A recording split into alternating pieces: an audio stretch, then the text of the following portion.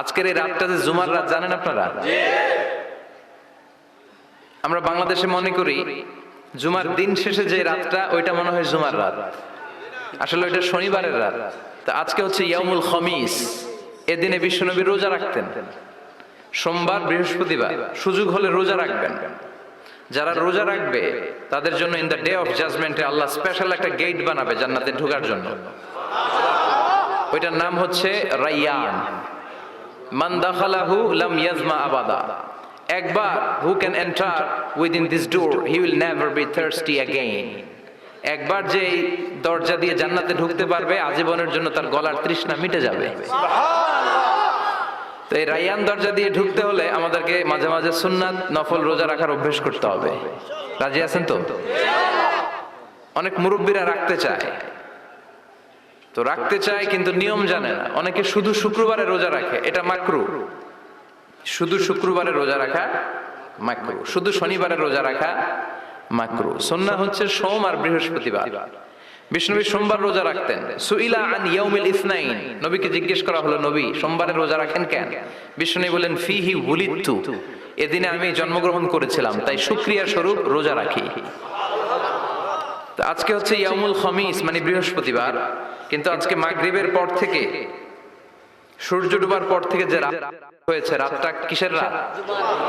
জুমার রাত। জুমার দিনের জুমার সালাতের এত গুরুত্ব কেন? বিষ্ণুনবী জুমার দিনকে বলেছেন ঈদের দিন। কিসের দিন? কথা বলেন। আমাদের দুইটা ঈদ আছে না? ঈদুল ফিতর, ঈদুল আজহা। এর পাশাপাশি জুমার দিনকেও বিষ্ণুনবী সাল্লাল্লাহু আলাইহি ওয়াসাল্লাম বলেছেন হাদা ইয়াউমুল ঈদ, হাদা ইয়াউমুন জাআলাহুল্লাহু লাকুম ঈদান। তাবারানির হাদিস। বিষ্ণুনবী বলেছেন এটা এমন দিন যে দিনটাকে আল্লাহ তাআলা তোমাদের জন্য ঈদের দিন হিসেবে ঘোষণা দিয়েছেন। পড়েন আলহামদুলিল্লাহ। আগামীকাল। দিনটা কবে? আগামীকাল। বলেন তো পৃথিবীতে সবচাইতে 365 দিনের মধ্যে শ্রেষ্ঠ দিন কোনটা? জুমা। আরাফার দিন। কোন দিন? কথা বলেন। হজে যারা গিয়েছেন আরাফার দিন দেখেছেন না? ইজহার রেদা পরে আমরা লাব্বাইক আল্লাহুম্মা লাব্বাইক বলি। এটা সারা বছরের মধ্যে শ্রেষ্ঠ দিন। আল আরাফা আল হজ্জু আরাফা।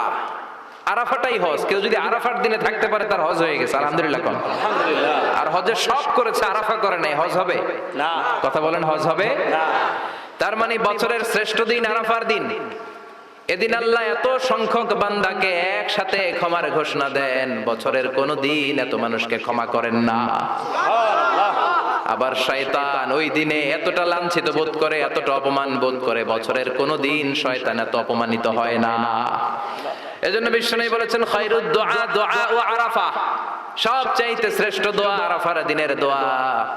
বিশ্বনবী বলেন আরাফার দিনে একটা দোয়া আমি করি, আমার আগে সব নবীরা এই দোয়াটা করতেন। দোয়াটা হলো লা ইলাহা ইল্লাল্লাহ ওয়াহদাহু লা শারীকা লাহ লাহুল মুলকু ওয়া লাহুল হামদু ওয়া হুয়া আলা কুল্লি শাইইন কাদির। সুবহানাল্লাহ পড়েন। মুখস্থ আছে না দোয়াটা? এটা পড়বেন। বিশ্বনবী আরাফার ময়দানে এই দোয়াটা পড়তেন। তাহলে বোঝা গেল বছরের সব দিন সমান না। সব দিন সমান না। বছরের সবচেয়ে শ্রেষ্ঠ দিন হচ্ছে আরাফার দিন। কোন দিন? এবার বলেন বছরের সবচেয়ে শ্রেষ্ঠতম রাত কোনটা?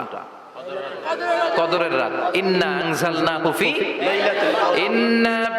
আনজালনাহু ফি লাইলাতিল কদরি ওয়া মা আদরাকা মা লাইলাতুল কদর লাইলাতুল কদরি খায়রুম মিন আলফি শাহর। হাজার মাসের চেয়ে সেরা। ওই রাতে ইবাদত করলে, হাজার মাস যাবত ইবাদত করলে যেই সওয়াব, ওই পরিমাণ সওয়াব আমলনামায় তুলে দিবে কে? আল্লাহ। শ্রেষ্ঠ রাত কদরের রাত। এবার বলেন বছরের সবচাইতে শ্রেষ্ঠতম মাস কোনটা? রমজান মাস। শাহরু রমাদান আল্লাযী উনজিলা ফীহিল কুরআন। যে মাসে কোরআন নাজিল হয়েছে এই মাসের চেয়ে শ্রেষ্ঠ কোন মাস থাকতে পারে? চিল্লায় বলেন থাকতে পারে? তার মানে বছরের শ্রেষ্ঠ দিন আরাফার দিন, বছরের শ্রেষ্ঠ রাত কদরের রাত, বছরের শ্রেষ্ঠতম মাস রমজান মাস। এবার বলেন সপ্তাহের মধ্যে শ্রেষ্ঠতম দিন কোনটা? বিশ্বনবী বললেন সাইয়্যিদুল আইয়াম, leader of the all days in the week.